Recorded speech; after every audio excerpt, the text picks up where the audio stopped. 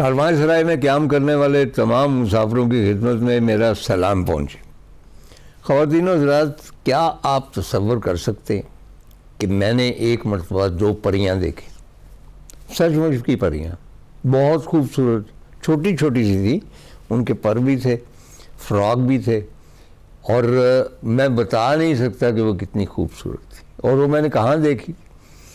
एक अदारा PSRD, अदारा बहाली है माजूरा, वहाँ पे मुझे बुलाया गया और वो जो बच्चे थे मुख्तलिफ जिनके मसाइल थे, उन्होंने एक टैबलो पेश किया।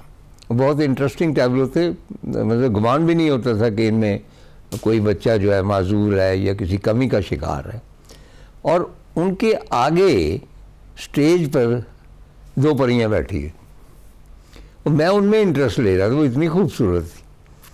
तो जब वो टैबलो ख़त्म हुआ तो मैं उनके पास गया। ख़वातीन व हज़रात, कैन यू इमेजिन कि वो दोनों जो बच्चियां थी, ना उनके पाँव थे ना उनके हाथ थे, और उनको वो पर लगा के फ़राक पहना के बिठाया गया। आप देखें कि किस्मत जो है इतनी खूबसूरत बच्चियों को कहाँ ले जाती। और ये अदारा ऐसा है, मैं तो बहुत हैरान हुआ, क्योंकि ये कोई बहुत मारूफ अदारा नहीं है, इनके टेलीविज़न पे ऐड नहीं चलते, इनके इश्तिहार नहीं लगते हर जगह। ये अपने आप में मगन खिदमत खल्क़ के लिए ये काम किए जाते हैं, और मेरा ख़्याल है कि पाकिस्तान के बड़े अदारों में इसका शुमार होता है। मुख्तलिफ इसके महकमे हैं, बल्कि मेरी बेगम जो है वो 15 साल से बहुत एक्टिव है। मैं तो उससे बहुत बेजार हूँ, क्योंकि घर में कोई भी चीज़ मिसिंग हो, कोई मशीन है, कोई मेरा सूट है, एनीथिंग, पता चलता है कि वो PSRD पहुँच चुकी है। और जब मैं शिकायत करता हूँ तो वो कहती है कि भाई हम और ले आएंगे। उसके बाद वो मेरे स्पुर्द एक और काम कर देती है। वहाँ पे अदारे में माजूर बच्चे जो हैं बहुत ही खूबसूरत, क्रिएटिव तौर पे बहुत ज़बरदस्त चीज़ें बनाते हैं, और बड़े से बड़े आर्टिस्ट उस तरह शायद डिज़ाइन नहीं कर सकते जिस तरह वो कर सकते हैं। उसमें लिफाफे होते हैं, छोटे छोटे बैग होते हैं, वो होते हैं टिशू के बॉक्सेस होते हैं, इस तरह मुख्तलिफ आइटम्स होती हैं और स्पेशली डिज़ाइंड होती हैं। तो बेगम मुझे कहती है चलो ये बेच के आओ। अब मैं जाके बाज़ार में तो नहीं खड़ा हो सकता, लेकिन मैं भी चाहता हूँ कि इस काम में मैं थोड़ा सा हिस्सा लूँ। तो मेरे एक बहुत अज़ीज़ दोस्त परवेज़ मसूद, वो भी इस अदारे से मुंसलिक रहे हैं, और सरकारी तौर पे नहीं, यानी ऑनरेरी। और इन दिनों मेरा ख्याल बीमार थे, गवर्नमेंट कॉलेज में मेरे साथ पढ़ते रहे हैं, सिविल सर्विस में चले गए हैं। उन्होंने भी अपनी ज़िंदगी इस अदारे के लिए वक्फ की। इस अदारे में जितने लोग हैं ना सेल्फलेस, वो किसी लालच के बग़ैर इन बच्चों की खिदमत कर रहे हैं और इनकी ज़िंदगियों को बेहतर कर रहे हैं। तो PSRD के मौजूदा जो प्रिंसिपल हैं वो यहाँ तशरीफ़ रखते हैं, सुहेल अहमद एजाज साहब, आपसे ज़रा गुफ्तगू की बात में। और इनके साथ माओ के बाद सबसे बड़ा इम्तिहान जो होता है वो टीचर्स का होती है। ऐसी टीचर्स जो ऐसे बच्चों को पढ़ाती हैं, और ये बहुत मुश्किल काम है। तो अक्सा इखलाक है, टीचर है इसी अदारे में, उनके साथ बैठी हैं अलीशा नदीम।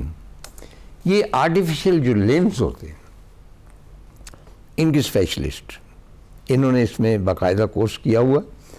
और आप जानिए कि आर्टिफिशियल लिम्स जो है वो बहुत एसेंशियल हैं, उनकी प्रोसीजन और उनका बनाना।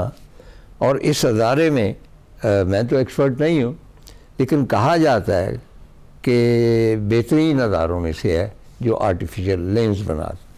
अच्छा, आर्टिफिशियल लिम्स के हवाले से मैं एक ज़ाती मैं आपको तजुर्बा बताना चाहता हूँ। पिछले दिनों ही प्रोफेसर मंजूर एजाज का इंतकाल हुआ वाशिंगटन में। फ़लसफ़ी थे, पंजाबी के बहुत नामवर लिखारी थे और लेफ्टिस्ट थे। चुनांचे यहाँ पे जब पढ़ाते थे, मेरा ख्याल फ़लसफ़ा पढ़ाते पंजाब यूनिवर्सिटी में, लगड़ा के चलते थे, तो उनको बहुत विसाखियाँ थी उनकी। तो बहुत मजाक भी उड़ता था, जिस तरह के मैंने पिछले प्रोग्राम में कहा है कि हम बहुत कैलस वाक़या हुए हैं इन। लेकिन एक चीज़ मुझे याद, उनका कहना था वो एक छोटे से गांव में पैदा हुए, आज से 80 साल पहले ही।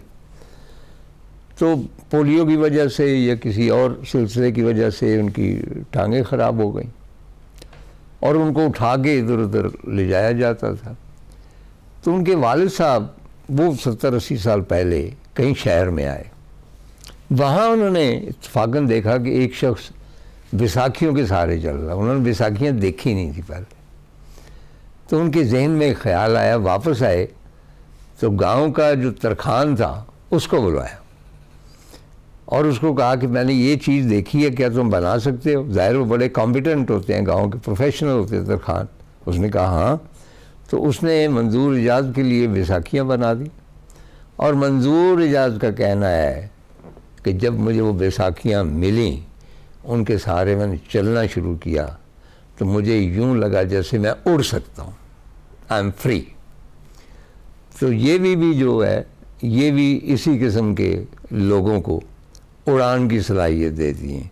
अच्छा सुहेल साहब, आप अदारे के प्रिंसिपल, पहले तो आप ये बताएं कि इसमें मुख्तलिफ शोबे कौन से हैं और उनमें क्या क्या होता है? जी सर, सबसे पहले तो मैं आपको ये बताना पसंद करूँगा कि इसमें मुख्तलिफ जो शोबे हैं उनमें सबसे जो अहम शोबा है वो स्कूल है, जिसमें आपने नन्ही परियां भी देखी और ऐसे मासूम बच्चे भी देखे जो बड़े उसमें जो है बड़े एक्टिव हैं, बड़े स्मार्ट हैं। इसके अलावा जो है इसमें जो हमारा स्किल और वोकेशनल सेंटर है, जहाँ बैग्स बनते हैं और जो आप भी उसमें वो देखते रहे चीज़ें वगैरह सारी जो थी वो तैयार होती हैं, बड़ा उसमें और बड़ी महारत से बच्चे वो चीज़ें तैयार करते हैं। बेशक। इसके अलावा हमारा आउटरीच प्रोग्राम है CBR, कम्युनिटी आउटरीच प्रोग्राम, जहाँ गाँव में देहाती इलाकों में जाके वो बच्चियों को स्किल्स वगैरह सिखाई जाती हैं, ऐसे ही बच्चे। हाँ जी, ऐसे बच्चों को। और इसके अलावा जो अच्छा, उसको किस तरह प्लान करते हैं आप?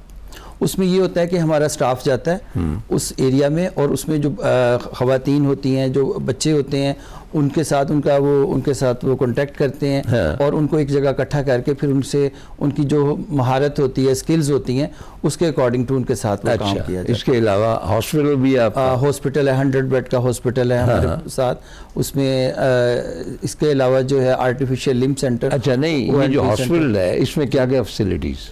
इस हॉस्पिटल में अपना हड्डियों और पट्ठों से रिलेटेड जितनी भी बीमारियां हैं उनकी सर्जरीज वगैरह होती हैं।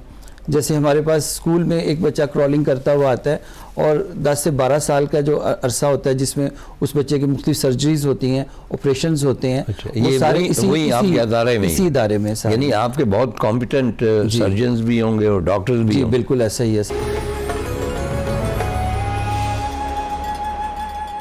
अच्छा, मैंने एक और बात सुनी थी कि कहना ये था कि अगर आपका बच्चा है ब्राउन या कोई भी उसको कमी या खामी कह ले तो आप हमारे पास ले आएँ, फीस बहुत मामूली है। अगर वो भी नहीं दे सकते तो आप अपना बच्चा हमें दे जाए, हम इसकी परवरिश करेंगे। ऐसा है? सर, हमारे इदारे में ऐसा तो नहीं है। हाँ। कि बच्चों को हम उन्हें कहें कि हमें दे जाएं। ठीक। लेकिन हमारा ये है कि उनका इलाज करते हैं, जो भी उनको फैसिलिटीज़ हैं वो प्रोवाइड करते हैं। जी जी। और उसमें जैसे स्कूल के अंदर हम देखते हैं कि बच्चों को उनका खाना भी मुहैया किया जाता है। यही दे जाए से मुराद ये नहीं कि सुपुर्दी कर जाए। जी जी। मतलब है कि उनकी तमाम ज़रूरियात का आप ख्याल? जी, ज़रूरियात का ख्याल करते हैं उनका। और सबसे बड़ी जो प्रॉब्लम होती है वो मोबिलिटी प्रॉब्लम्स होती है, तो इदारा उनको free pick and drop service provide करता है डेली बेसिस। अच्छा, मुझे एक मेरी बीवी ने हवाला दिया था कि आप ही के स्कूल से तालीम हासिल की उस माजूर बच्चे ने और वो व्हील चेयर पे आया। अब वो मुझे नहीं मालूम कि बाहर के किसी मुल्क में है या यहाँ किसी बहुत हाई फाई जॉब पे है, और उसने ज़ाती तौर पे डोनेट की थी व्हील चेयर्स। जी सर। आपके लिए कुछ आपको याद है? जी बिल्कुल याद है। हाँ, वो क्या था? वो सर खालिद साहब उनका नाम है, उनका वो हमारे ओल्ड स्टूडेंट हैं और वो इस वक्त कनाडा में होते हैं और वो टाइम टू टाइम विजिट करते रहते हैं और बच्चों के लिए जो भी वो कर सकें वो। अच्छा, वो व्हील चेयर्स लेके आए? व्हील चेयर्स का, यानी क्योंकि वो उन पर वो गुजरी है, चुनांचे वो ज़्यादा एहसास रखते हैं इन चीज़ों का। तो ये जो मेरी बेगम ही बता रही थी, वो मुझे लेक्चर देती रहती है कि इलेक्ट्रिक व्हील चेयर्स भी होती हैं, वो महंगी होती? बिल्कुल सर, हमारे यहाँ कुछ बच्चे ऐसे होते हैं जो बिल्कुल जिनके जो बाजू हैं वो भी काम नहीं करते, कि अपनी व्हील चेयर्स को मूव नहीं कर सकते, तो उनके लिए हमने स्कूल के अंदर इलेक्ट्रिक व्हील चेयर्स का भी अरेंज किया हुआ है, जिसमें वो बच्चे आसानी के साथ मूव कर सकते हैं, घूम फिर सकते हैं दूसरे बच्चों की तरह। अच्छा, कितने अरसे से प्रिंसिपल है? ये सर मुझे तो PSRD में तो 18 साल हो गए और तकरीबन 7 ईयर से मैं एज ए प्रिंसिपल। अच्छा, प्रॉब्लम्स क्या है, फाइनेंशियल या अदरवाइज टेक्निकल कोई ऐसी? सर जितनी वहाँ सहूलियात प्रोवाइड की जाती हैं, वो मेरा नहीं ख्याल कि किसी इदारे में एक मुकम्मल एक कंप्लीट रिहेबिलिटेशन प्रोग्राम हम देते हैं, बच्चों की तालीम, उनकी सेहत। नहीं, इस प्रॉब्लम्स आपको क्या फाइनेंशियल है? हाँ जी, फाइनेंशियल डेफिनेटली सर प्रॉब्लम्स आती हैं, तो मेरी इसमें ख्वाहिश है कि सिविल सोसाइटी आगे आए और वो इसमें हमारा। अच्छा, सिविल सोसाइटी ऐसे नहीं आगे आती, इसको हाँकना पड़ता है। मैंने महसूस किया है कि बहुत मामूली इंस्टीट्यूट और कई ऐसे इंस्टीट्यूट जो गवर्नमेंट के बनाए हुए हैं, totally finance by the government, जब कब ईद आती है या कोई फितराना या बाकी ये अपना ज़कात वगैरह, तो वो बहुत एडवर्टीज़मेंट करते हैं इसकी। जी, आपकी एडवर्टीज़मेंट ना होने के बराबर। जी सर, ये हमारी एक प्रॉब्लम है। कि उसमें हम उस लेवल पे हम नहीं एडवर्टाइजमेंट करते, लेकिन फिर भी हमने करना शुरू किया है। और हमारा अब जो फर्दर जो प्लान है वो ये है कि PSRD जैसे और इदारे भी हम कायम करें। अच्छा, नहीं, पहले एडवर्टाइजमेंट तो हम भी करते हैं। मैं अपनी बेटी के पास जाता हूँ फ्लोरिडा जी, तो वहाँ पे भी यही काम करते हैं हम लोग, लेकिन ज़्यादातर प्राइवेटली फंडेड। मतलब मेरा बेटा भी, बेटी भी, जितनी ज़कात होती है। जी माशाल्लाह, आपकी फैमिली। नहीं, वो मैं वैसे कह रहा हूँ, इस तरह बहुत सैकड़ों लोग। जी बिल्कुल। तो बुनियादी तौर पे आप जो लोग हैं वो कंट्रीब्यूट करते हैं जिस पे ये अदारा चलता है। जी बिल्कुल ऐसा ही है। गवर्नमेंट की जो फंडिंग होगी नेचुरली कोई ना कोई, लेकिन ज़्यादा इन्हिसार आपका जी प्राइवेट लोग। जी बिल्कुल ऐसा ही है सर। और दिनों रात मैंने कभी अपनी ज़िंदगी में कोई कमर्शियल नहीं किया यानी मॉडलिंग तो मैं करता ही नहीं, या किसी अदारे के लिए या कोई और सिलसिला। सिर्फ एक बार यहाँ पे किडनी इंस्टीट्यूट, उन्होंने मुझे बुलाया एंड आई थॉट कि भाई ये डिज़र्व करते हैं, उनके लिए एक छोटा सा मैंने ऐड बनवा लिया। और ऑब्वियसली वो एक मेरी कंट्रीब्यूशन है towards the welfare of the people.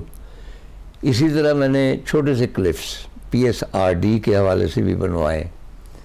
और मेरा ख्याल है कि मेरे कहने की ज़रूरत नहीं है, अगर ये दोस्त मेरे प्रोग्राम में तशरीफ़ लाएँ तो मैं रिस्पॉन्सिबल हूँ इनको। तो आप जितना हो सकता है आपने कंट्रीब्यूट करना, और ये आपने कोई एहसान नहीं करना। मैं हमेशा इस बात के ख़िलाफ़, मदद नहीं करनी, ये आपकी ज़िम्मेदारी है अल्लाह ताला की तरफ से कि आपको जो सहूलतें हासिल हैं, बाकी जो बनी नौ इंसान है जिनमें कुछ खामियाँ हैं, कमियाँ हैं, आप उस जो भी आपको सहूलतें हासिल हैं वो कंट्रीब्यूट करें इनकी वजह से। ये सब हमारे बच्चे हैं जिनके चेहरों पर मुस्कुराहटों के फूल खिले, और हम सब का फर्ज है कि इन फूलों को कभी मुरझाने ना दें। ये जो मुस्कुराहट के फूल हैं ये सदाबहार रहें। और ये हम कैसे कर सकते हैं? इनकी मदद करके। और किस तरह करें? इस तरह करें कि आपके रिज्क में दुगना इजाफा होगा जितनी मदद आप फरमाएंगे। ये अल्लाह ताला का कहना है। आज तक कभी भी इस किस्म की अपील शायद नहीं की, तो मैं पहली मर्तबा आपसे गुजारिश करता हूँ, दरख्वास्त करता हूँ कि ये जो मेरे बच्चे हैं, ये मेरे ही बच्चे हैं, इनकी मुस्कुराहटों के फूलों को कभी मुरझाने ना दें। अच्छा जी, साथ बैठी हुई है अक्सा इखलाक। अक्सा, आप टीचर, और जैसा कि मैंने पहले प्रोग्राम में कहा था कि किसी भी बच्चे की माँ जो होती है उसके लिए सबसे बड़ा इम्तिहान होता है कि उसको कैसे पालना पोसना है, कैसे उसको डे आफ्टर डे उसकी डेली ज़रूरियात का ख्याल रखना है। और उसके साथ ही टीचर्स का भी ये इम्तिहान होता है, क्योंकि ये आम बच्चे तो है नहीं जी। तो आप किस तरह कोप करते हैं इनके साथ? पहली बात तो ये कि बच्चे ये थोड़े स्पेशल हैं, ठीक है, हर बच्चे का जो है वो अलग प्रॉब्लम है। बाकी जो बच्चा आम काम जो है वो आम बच्चा जो है वो आराम से वो काम कर लेता है, जैसे एक बैग से बुक ही निकालना है, और वो दूसरे बच्चे के लिए एक मुश्किल टास्क है। अगर वो इतना भी काम कर लेता है तो हम उसकी जो है वो उसको अप्रिशिएट करते हैं, उसकी हौसला अफजाई करते हैं कि वो बच्चे ये वाला काम भी कर सकते हैं। नहीं, कितने अरसे से आप टीचर? मैं 3 साल से यहाँ पर हूँ। अच्छा, नहीं तो कहीं मतलब तंग नहीं आप आ जाते? नहीं, बिल्कुल भी नहीं, ऐसे नहीं होता जी, क्योंकि बच्चे भी हमारे साथ बहुत कोऑपरेट करते हैं। और उनके साथ ऐसे बच्चे भी हैं जो उनकी हेल्प भी करते हैं। हमने बच्चों को यही तो सिखाया कि उनकी हेल्प, जो बच्चे बिल्कुल जो है वो एबल बॉडीड होते हैं वो भी साथ जो है वो होते हैं इनके, तो वो भी उनकी हेल्प करते हैं, हम भी उनकी हेल्प करते हैं। तो जो हमको उनको लेक्चर डिलीवर करते हैं, उनको कुछ समझ नहीं आती है तो हम उन्हें दोबारा वो चीज़ बताते हैं, ठीक है, और उसको अच्छे तरीके से समझाते हैं, और वो बच्चे बहुत अच्छा रिस्पॉन्स करते हैं। अच्छा, कई जो बच्चे होते हैं जी वो अपनी उस्तानी से मोहब्बत करने लगते? जी बिल्कुल ऐसे ही है, बहुत सारे बच्चे हैं ऐसे ही हैं। हाँ, क्योंकि मैं एक प्रोग्राम में तज़किरा कर चुका हूँ कि हिंदुस्तान के गुलजार साहब जो है बड़े अजीज़ दोस्त हैं मेरे। अच्छा। तो उनके बारे में पता चला कि भाई वो पिछले 50 साल से एक ऐसे अदारे के साथ मुंसलिक, उन्होंने एक फ़िल्म बनाई थी खामोशी, जिसमें मियाँ बीवी वो गूंगे होते हैं और वो आपस में शादी कर लेते हैं। उसमें उन्होंने रियलाइज़ किया गुलजार साहब ने कि इस किस्म के जो लोग हैं इनकी मदद करनी चाहिए, तो उस अदारे से मुंसलिक हो गए। तो उन्होंने मुझे बताया कि पाकिस्तान से भी कुछ बच्चे गए, उनका कोई फंक्शन था 5-7 साल पहले, और वो वापस नहीं आते थे। वो कहते थे कि वो गुलजार की मोहब्बत में मुब्तला हो गए कि हमने बाबा के पास ही रहना है। तो इन्होंने बड़ी मुश्किल से समझाया, क्योंकि ऐसे बच्चे जो होते हैं ना, ऑब्वियसली खरांट नहीं होते, उनमें कोई वो चालाकियाँ नहीं होती हैं, दे सिंपल और नेचुरल। उन्हें कोई चीज़ अच्छी लगती है तो फिर निसार हो जाते हैं, तो फिर बच्चे भी ज़ाहिर है आपसे मोहब्बत करते हैं, तो एक बॉन्ड आपका कायम हो जाता है। जी बिल्कुल ऐसे ही एक बॉन्ड बच्चे के साथ कायम हो जाता है, क्योंकि एक टीचर को एज वो आइडियल मानते हैं बच्चे कि टीचर जो है वो हमें किस तरीके से जो है वो डील आउट कर रही है, इस वजह से। अच्छा, और कोई मसाइल? इसके मसाइल यही हैं कि जब हम उनको पढ़ाते हैं, अगर उनको कोई चीज़ समझ नहीं आ रही है तो उनको उनके लेवल के हिसाब से हम जो है वो फिर चीज़ समझाते हैं, या बच्चे को हम आगे लेकर आते हैं कि जी आप बताएं कि आपको क्या समझ आई है या आपने क्या सीखा है। अच्छा, क्या समझाने की कोशिश करते हैं? जो हम डिफरेंट सब्जेक्ट्स पढ़ाते हैं, जैसे मैं साइंस पढ़ाती हूँ उनको, मैथ्स पढ़ाती हूँ, ये जो है वो उनको समझाती हूँ, और वो जो है वो उस चीज़ को। अच्छा, मैथ्स में कौन से मतलब कि कोई मसले वगैरह उनको, मसला फीसा? और मैथ्स में तो बल्कि बच्चे बहुत अच्छे हैं, वो बच्चे मैं कहती हूँ आम बच्चों से भी जो है वो अच्छे हैं और अच्छा परफॉर्म करते हैं, और पोजीशन होल्डर्स हैं माशाल्लाह बच्चे जो हैं वो, और जो है वो आर्ट एक्टिविटीज़ में भी बहुत अच्छा जो है वो हिस्सा लेते हैं उनके अंदर, और इवन के स्पोर्ट्स में भी। अच्छा, फ़र्ज़ कीजिए कि मैं एक बहुत बच्चा ऐसा ही हूँ जी, और ज़हनी तौर पे वही हूँ जिस तरह के बच्चे, मुझे आप किस तरह समझाएंगी कि कोई मैथ की प्रॉब्लम या आर्ट के बारे में किस तरह माइल करेंगे? बिल्कुल जिस तरह क्लास में बोलती इस तरह बोले।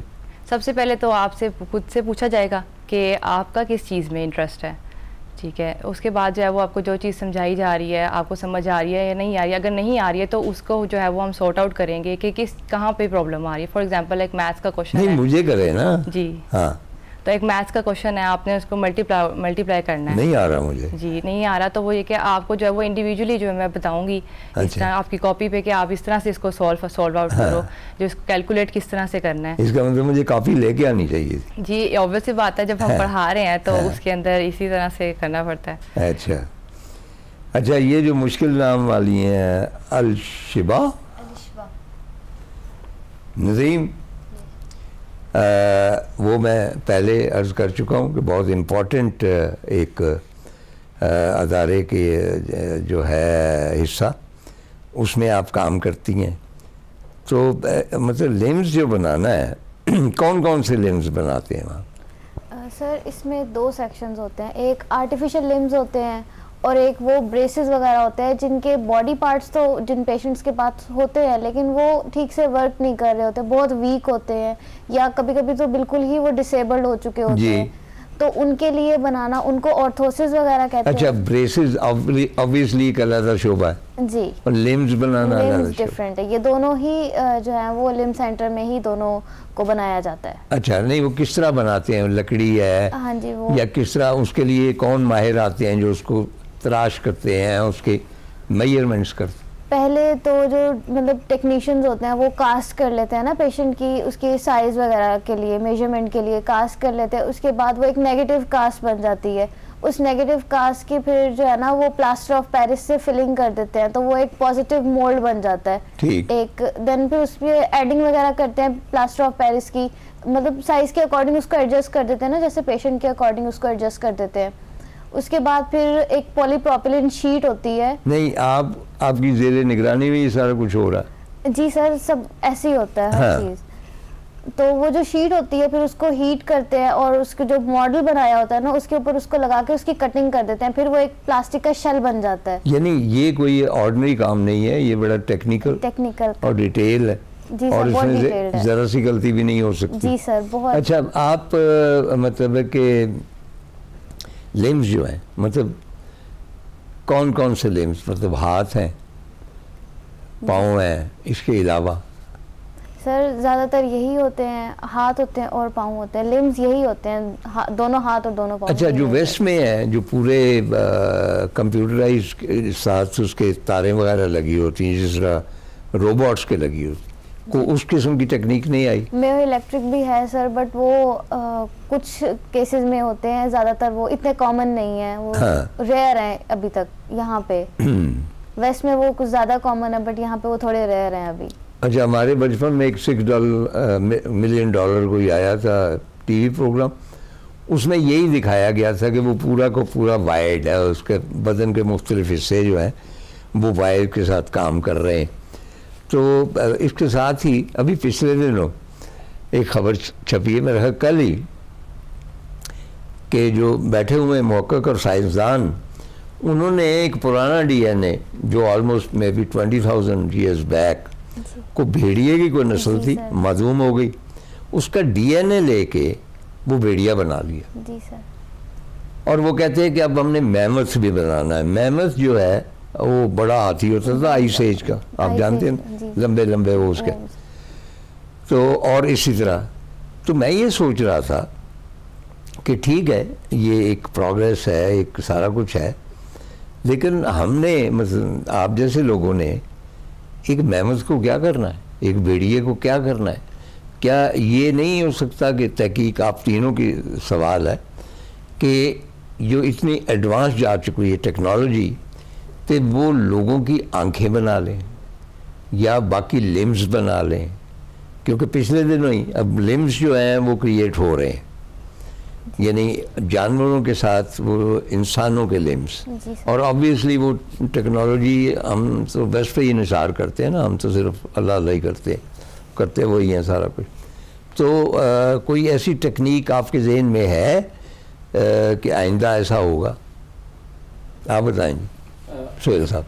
अच्छा सर, इस सिलसिले में ये है कि जिस तरह आपने बताया कि वेस्ट में जो है ना बायोनिक आर्म्स वगैरह, जी हाँ, वही जो वो बनाना शुरू कर दी हैं उन्होंने, वो इस तरफ आ रहे हैं, लेकिन वो इस तरफ नहीं आ रहे अभी जो आप चाह रहे हैं कि नहीं, आप बायोनिक आर्म्स अफोर्ड नहीं कर सकते हैं। सर हमारे यहाँ बच्चों ने कुछ नस्ट के कुछ थे स्टूडेंट्स, उन्होंने बायोनिक आर्म्स ये बनाना शुरू किए हैं, और हमारे इदारे में भी उन्होंने 2 बच्चों को लगाए हैं इस तरह से। वो कामयाब है? हाँ जी, वो कामयाब रहे, बड़े सक्सेसफुल रहे हैं। और मैं समझ रहा हूँ कि ये टेक्नोलॉजी ज़्यादा कॉमन होनी चाहिए और ज़्यादा, ताकि आम लोगों की रसाई में हो और वो बनाएं। और उसमें हमारा O&P सेंटर जो है ये इसमें काम कर रहा है। जिस तरह आपको पता ही है कि श्रीलंका हर साल 50,000 वो जो आंखों के पर्दे होते हैं, क्या उनका ख़ास नाम होता है, वो हमें सप्लाई करते हैं, जो हम अपने अंधों को लगाते हैं। हम खुद नहीं करते कुछ भी, वो भी क्योंकि बुद्धिस्ट हैं, उनके लिए सवाब का काम। तो इसी तरह हो सकता है कि कोई और ऐसा मुखय्यर शख्स आए और इस किस्म की जो आर्म्स हैं या लेग्स हैं वो हमें मुहैया कर दे। जी बिल्कुल। भाई आपका शोबा है, आप बताएं कि इसमें क्या तरक्की हो रही है।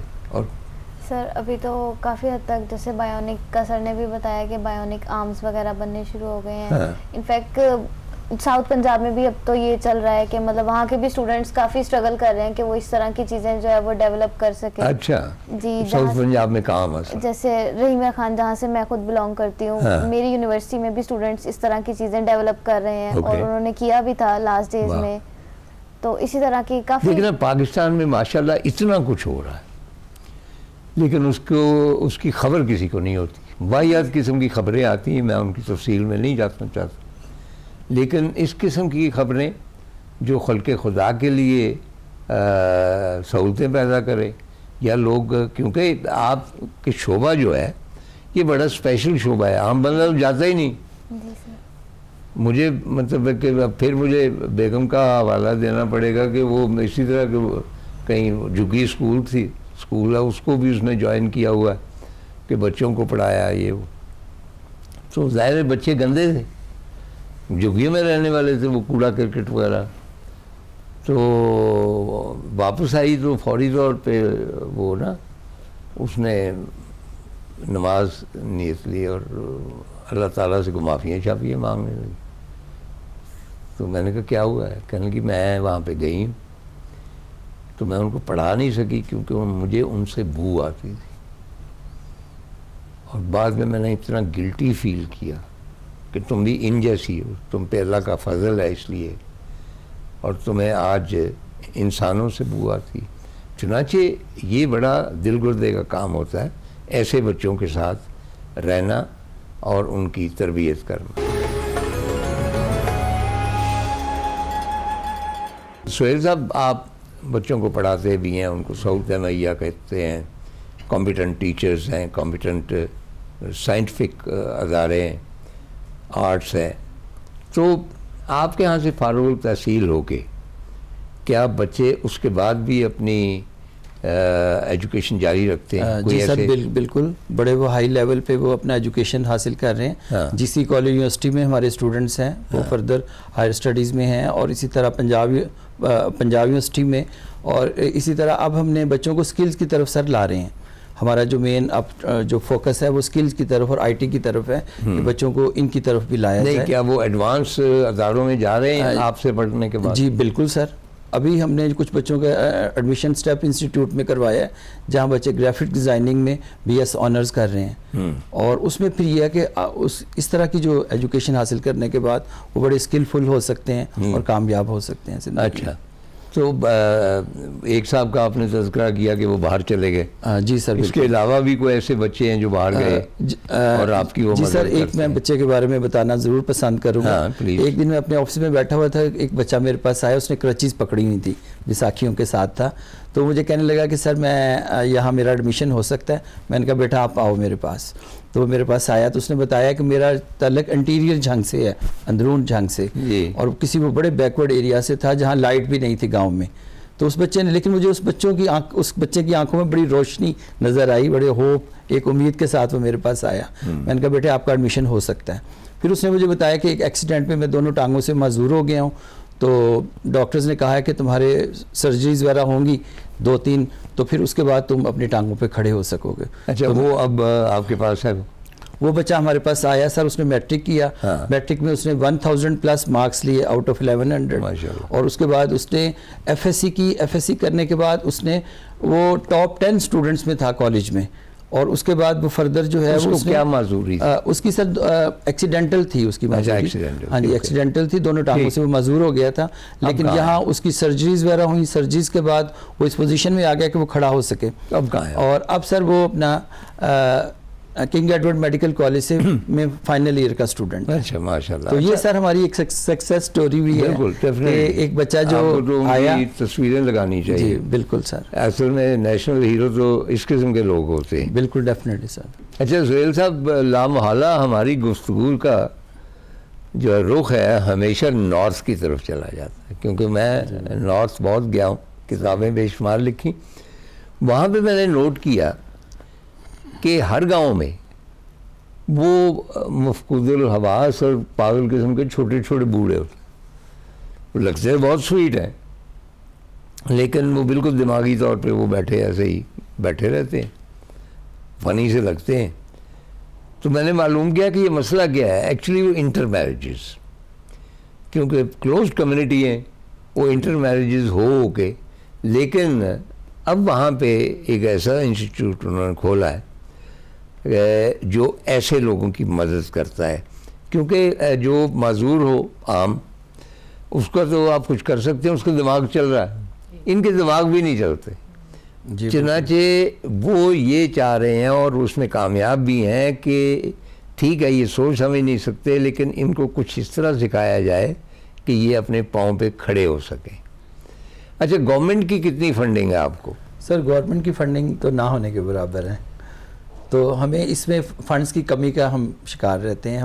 हमें फ़ंड्स चाहिए।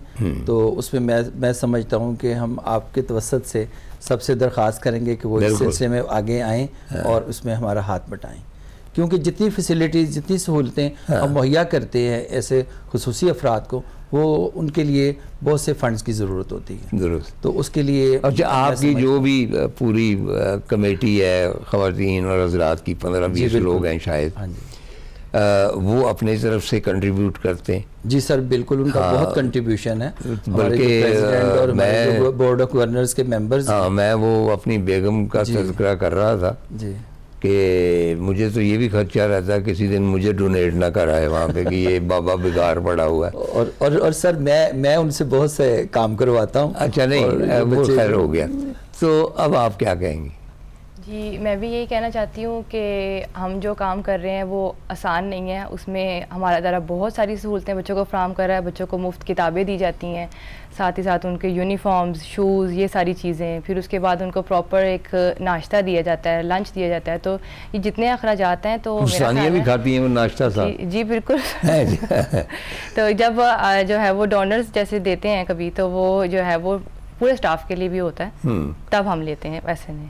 अच्छा, मतलब है कि बहुत सारे हमारे दोस्त भी हैं, मतलब डॉक्टर एहसन है हमारे फैसलाबाद के, और पोलियो की वजह से ज़रा सा उनके पाँव में एक खलल आया हुआ है, और मेरे ख्याल के मुताबिक पाकिस्तान में किसी शख्स ने इतने ट्रैक्स नहीं किए और इतने डेंजरस और नाकाबिले अबूर दर्रे नहीं अबूर किए जितने डॉक्टर एहसन ने किए। एक दो मरतबा मेरे साथ भी गए या मैं उनके साथ गया, तो मैंने नोट किया कि उनकी जो खामी थी वो उनकी खूबी बन गई है। इस तरह कि एक ख़ास रिदम उन्होंने पैदा कर ली है वॉक करने, और वो अच्छे भले जो नौजवान थे वो पीछे रह जाते थे।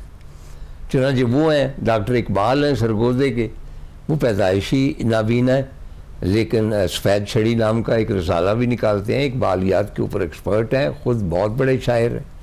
यानी कहना ये मैं चाह रहा था कि ये नाबीनाई या भी कोई भी ऐसा माजूरी है, उसको ऊपर काबू पाया जा सकता है।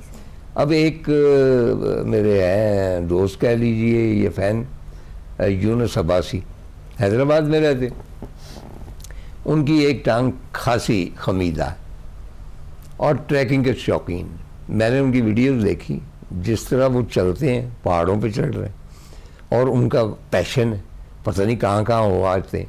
आजकल कहीं पढ़ा रहे हैं स्कूल में, अप्लाई किया था लेक्चर के लिए, वहाँ इसलिए नहीं हो सके कि उनके पाँव में, हालांकि देखें ना, हमने कहा जाता है कि जी बहुत सारी सहूलतें हैं, स्पेशल इनके लिए कोटा है। वो कोटा मेरा ख्याल है कि वो नॉर्मल लोग इस फारशी ले जाते हैं जो डिज़र्व करते हैं, अदरवाइज यूनुस अब्बासी को मिलना चाहिए था। इसी तरह हुंजा में एक साहब हैं, उनकी दोनों टांगें नहीं, और उसके बावजूद वो चढ़ जाते हैं पहाड़ों पे। यानी हम कोशिश करेंगे कि किसी और प्रोग्राम में यूनुस अब्बासी को वो जो बगैर टांगों के, क्योंकि हम ये चाहते हैं कि ये भी मुआशरे का एक हिस्सा है, बिल्कुल जी, तो उनको मुआशरे का हिस्सा बनाया जाए। मैं आप तीनों का बहुत शुक्रगुजार। आई एम श्योर कि एक मुख्तलिफ प्रोग्राम था और हमारे जो व्यूअर्स हैं उन्होंने कुछ ना कुछ आपसे सीखा होगा और कहीं ना कहीं उनके दिल पे असर हुआ होगा, और अगर असर हुआ होगा तो यकीनन आपके इदारे के लिए कुछ ना कुछ करेंगे। बहुत बहुत शुक्रिया।